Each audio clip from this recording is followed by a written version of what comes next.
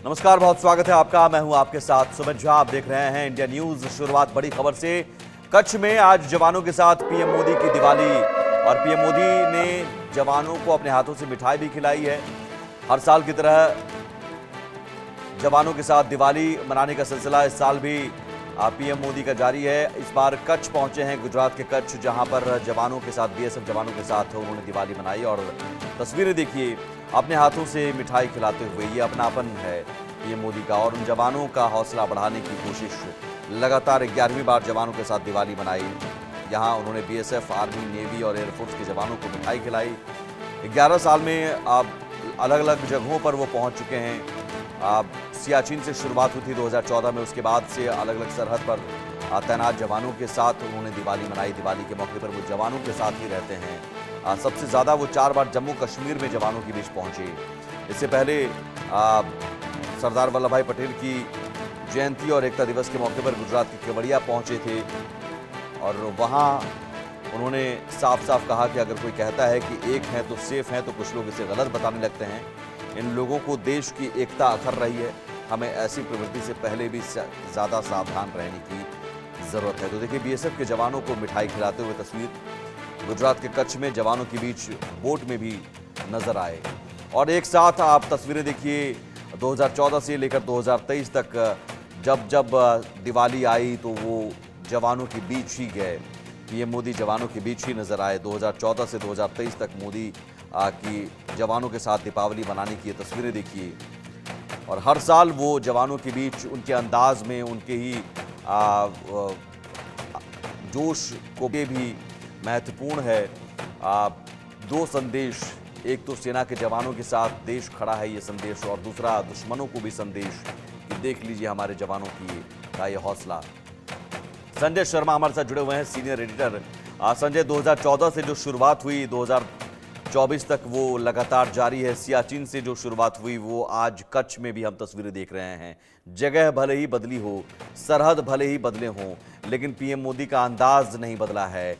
वो वर्दी पहने हुए और काला चश्मा, हैट लगाए हुए, और सेना के साथ, जवानों के साथ घुल मिल जाना, मिठाई खिलाना।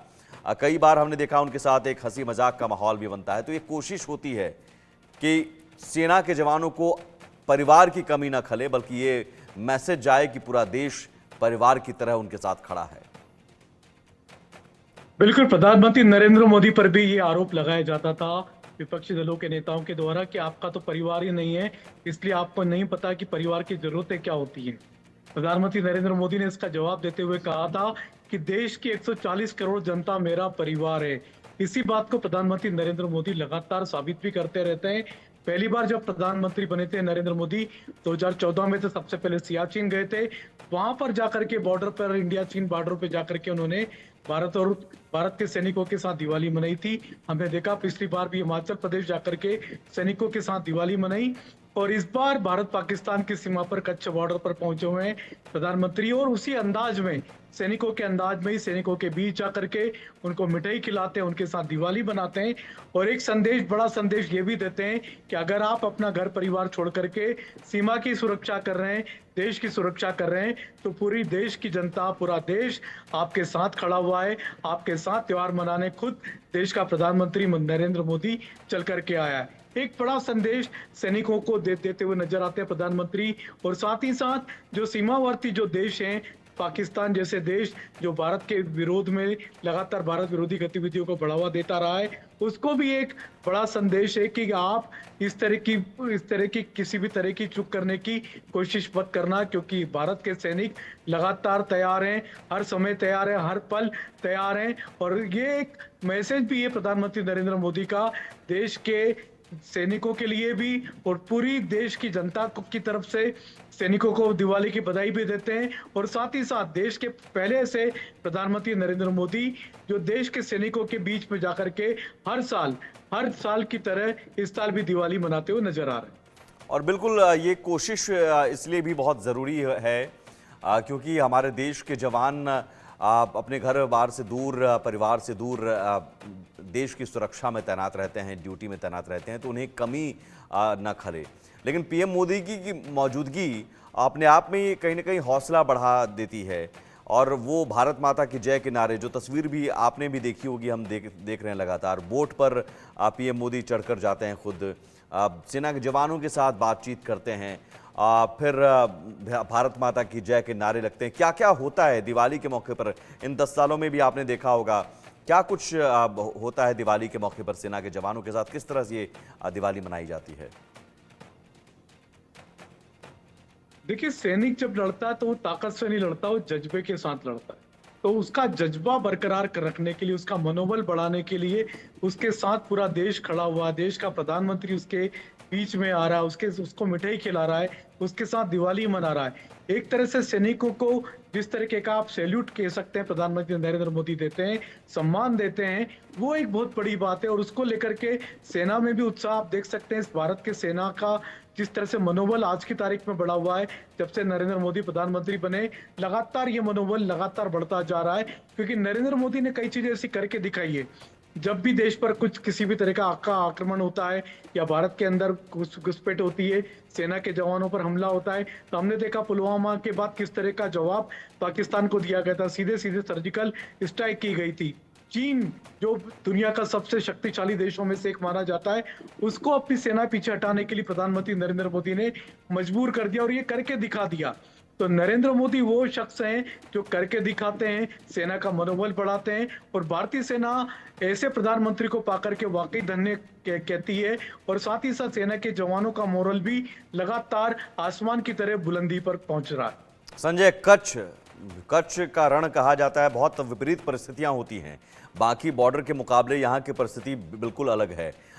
तुरंत पानी रहता है और फिर वहाँ दलदल की स्थिति बन जाती है। फिर भी इस विपरीत परिस्थिति में बीएसएफ के जवान वहाँ डटे रहते हैं। तो इस बार कच्छ चुनने के पीछे कोई खास वजह? देखिए, प्रधानमंत्री नरेंद्र मोदी 31 अक्टूबर है, लिहाजा सरदार पटेल के लिए केवड़िया जाना ही था उनको।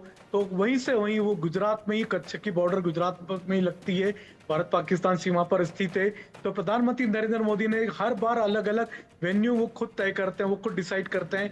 पहली बार उन्होंने सियाचिन डिसाइड किया, एक बार पंजाब बॉर्डर भी डिसाइड करी, एक बार उत्तराखंड की बॉर्डर डिसाइड करी, पिछली बार देखा हमने हिमाचल प्रदेश की बॉर्डर डिसाइड की, इस बार उन्होंने गुजरात की बॉर्डर डिसाइड की है। तो उनकी इस पसंद के पीछे कई सारे कारण होते हैं और इसकी कई सारे वजह भी होती हैं।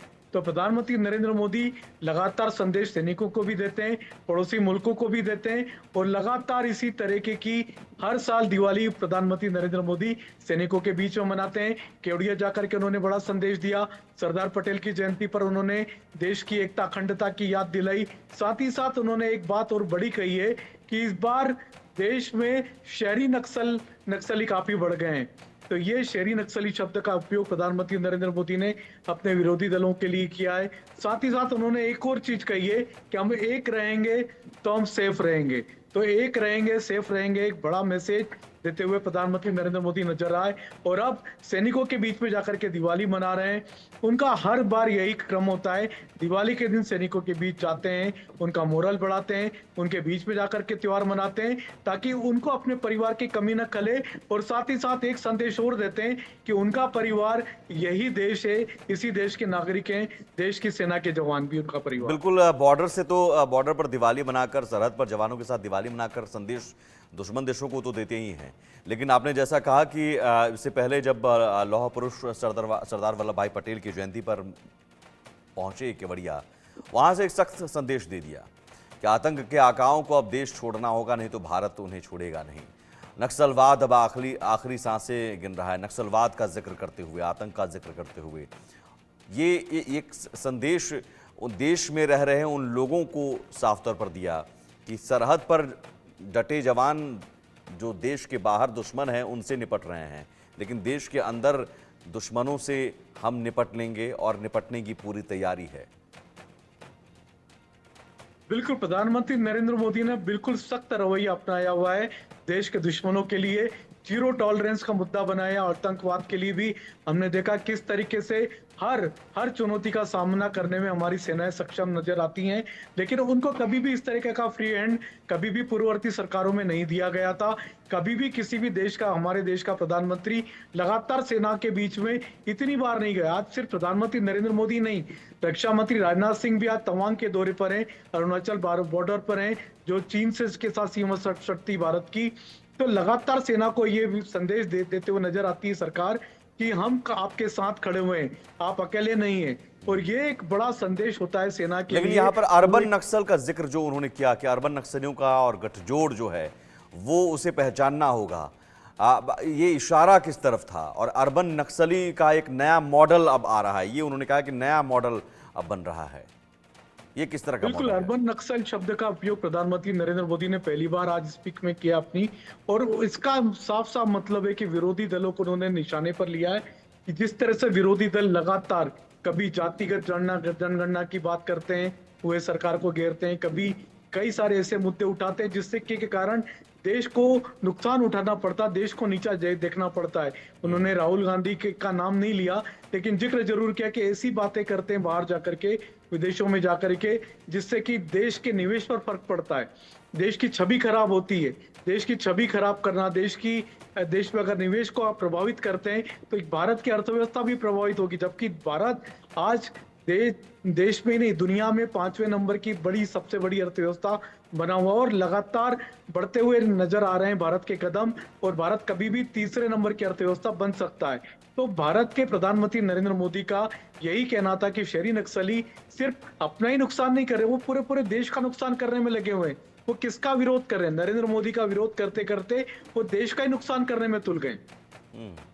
संजय, एक तस्वीर आज की दिन ही आई और बहुत ही संयोग भी कहेंगे कि लौह पुरुष सरदार वल्लभ भाई पटेल की जयंती, दिवाली, और दिवाली में जवानों संग दिवाली पीएम मोदी की हम देख रहे हैं। और आज ही LAC से तस्वीर आई जहां भारत और चीन की सेना ने मिठाइयों का आदान प्रदान किया, जिस जगह पर पिछले 4-5 सालों से तनाव की स्थिति बनी हुई थी, गलवान घाटी में जो झड़प हुई थी उसके बाद। और ये तस्वीर LAC की तस्वीर भी बता रही है कि पीएम मोदी के नेतृत्व में दरअसल न सिर्फ सरहद पर जवानों का हौसला बढ़ाया जाता है, बल्कि कूटनीतिक तौर पर भी जवानों के साथ अगर कुछ होता है तो उसका जवाब कूटनीतिक तौर पर भी अलग अलग मंचों से दिया जाता है, और फिर सेना के जवानों का हौसला बढ़ता है। तो मुझे लगता है आज LAC पर जो सेना के जवान तैनात हैं, आज उनका भी हौसला बढ़ा होगा। बिल्कुल, ये बदलाव लाया गया है। जो आप देख सकते हैं, प्रधानमंत्री नरेंद्र मोदी ने जिस तरह से अपना नेतृत्व संभाला है, देश को नेतृत्व प्रदान किया है, साथ ही साथ सेना के जवानों का मोरल बढ़ाया है, उसके बाद लगातार आप देख सकते हैं पाकिस्तान किस तरीके से घुटनों पर बैठा हुआ है। चीन अपनी सेना हटाने पर मजबूर हुआ है। चीन अब भारत को दिवाली पर मिठाई पेश कर रहा है। तो ये कहीं ना कहीं लगातार बदलाव कहीं ना कहीं प्रधानमंत्री नरेंद्र मोदी के प्रयासों के कारण हुआ है।